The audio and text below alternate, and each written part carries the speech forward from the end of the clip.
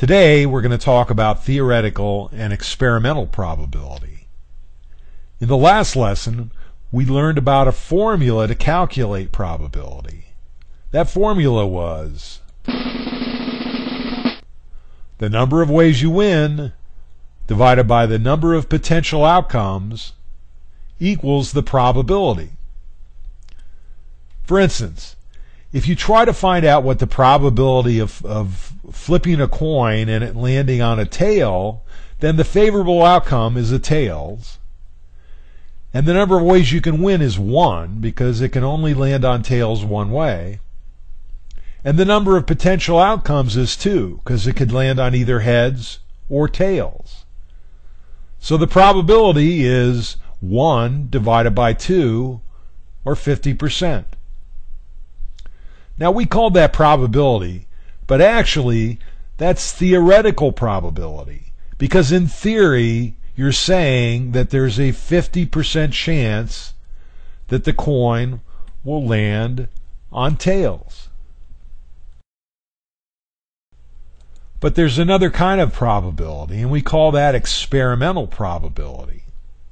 Let's use an example to see if we can understand the difference between experimental and theoretical probabilities. Let's say you're in the business of selling orange juice, and you're considering selling orange juice in Paris.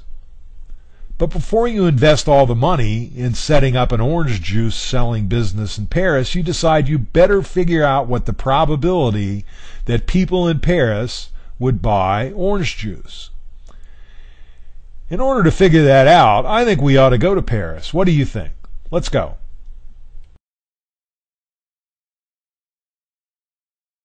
Okay, here we are in Paris. That's the Arc de Triomphe. Really a lovely city, but can we sell orange juice here? Well, let's think about that. How would we know what the probability that people in Paris would drink orange juice and buy orange juice is? Well, I guess we could ask every Parisian whether they would buy orange juice. But that'd take forever. Let's do a survey. Let's ask Parisians whether they would drink orange juice. And that way we can come up with the experimental probability that they drink orange juice. What we do is ask a whole bunch of Parisians whether they would buy orange juice, and then we find out the number who said yes, they would buy orange juice, and we divide that by the number of people we ask. And that would be our experimental probability. The number of times the event occurs, which in this case is that people said that they would like orange juice, divided by the total number of trials, or in this case the total number of people we ask whether they would buy orange juice, and we divide that number of times the event occurred, the favorable event, by the total number of trials, and that'd be our experimental probability. In the case of our survey for orange juice, we ask 4,250 people whether they would buy orange juice in Paris. And 2,695 of them said yes, they would buy orange juice. So, our experimental probability is 2,695 divided by 4,250, or 0.6341, which equals 63.4%.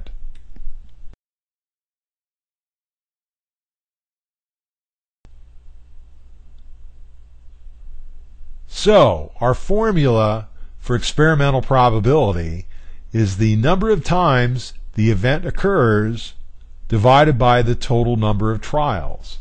Now let's conduct an experiment. Find 2 coins, flip the 2 coins, and record whether you get 2 heads, 2 tails, or a head and a tail. Repeat this trial 15 times. Based on this experiment, determine the experimental probability of tossing 2 coins and getting 2 heads, the probability of getting 2 tails, and the probability of getting a head and a tail. You're definitely going to want to hit your pause button, because this will take a while. And when you get done, Hit your forward key to move on to the answer.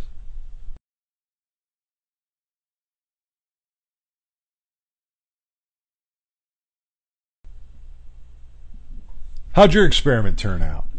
In my experiment, there were 2 times when I got a head and a head, there were 4 times when I got a tail and a tail, and there were 9 times when I got a head and a tail.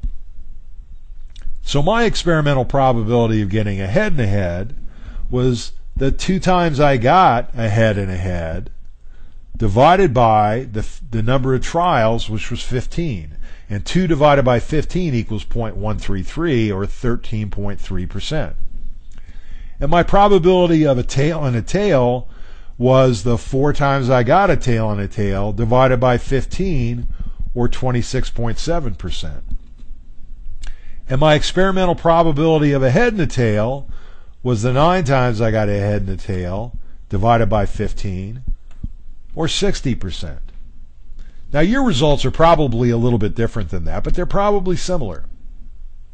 Now I wonder how our experimental probability results would compare to the theoretical probabilities.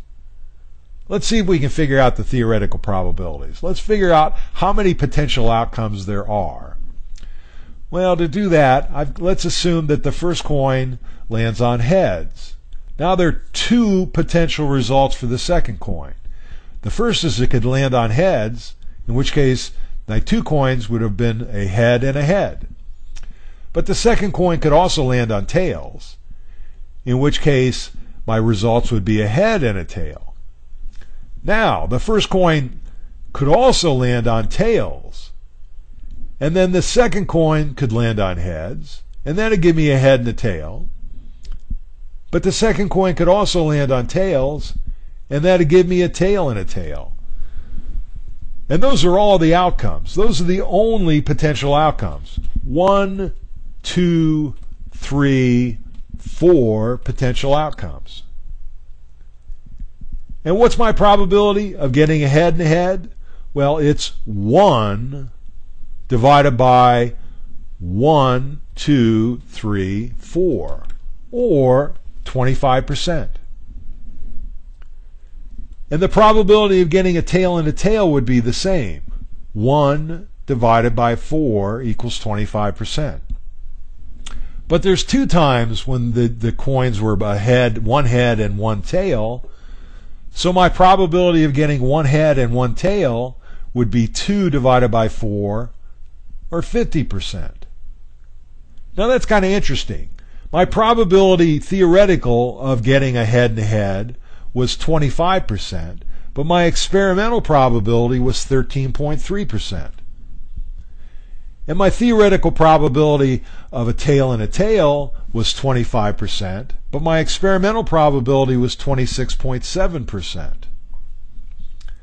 And for a head and a tail, my probability was 50% theoretically and 60% experimentally.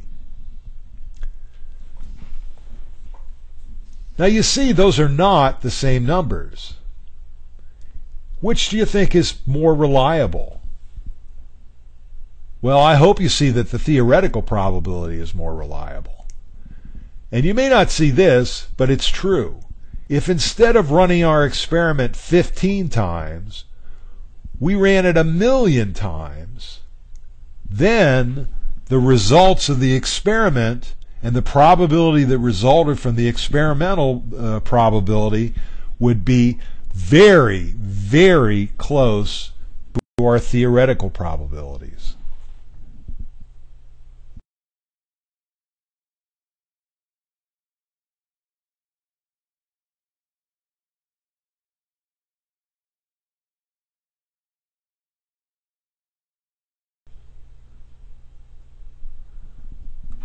Well, this one's a lot easier. In order to calculate the experimental probability, I'd take the number of times that the event happened, which in this case is 12, by the total number of trials, which is 88, and 12 divided by 88 equals 0.1363, or 13.6%.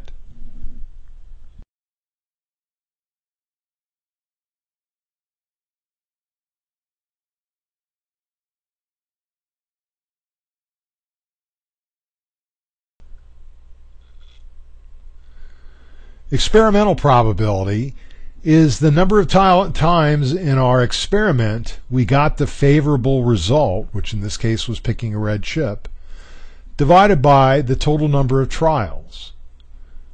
Well, we picked a red chip 9 times, and there were 30 trials, so our experimental probability is 9 divided by 30, or 30%. Theoretical probability is the number of ways we can win divided by the total number of potential outcomes. Well, in this experiment, we can only win if we pick a red chip, so there's only one way to win. But there's 3 potential outcomes: a red chip, a blue chip, or a white chip. So our theoretical probability is 1 divided by 3, or 0.33, or 33.3%.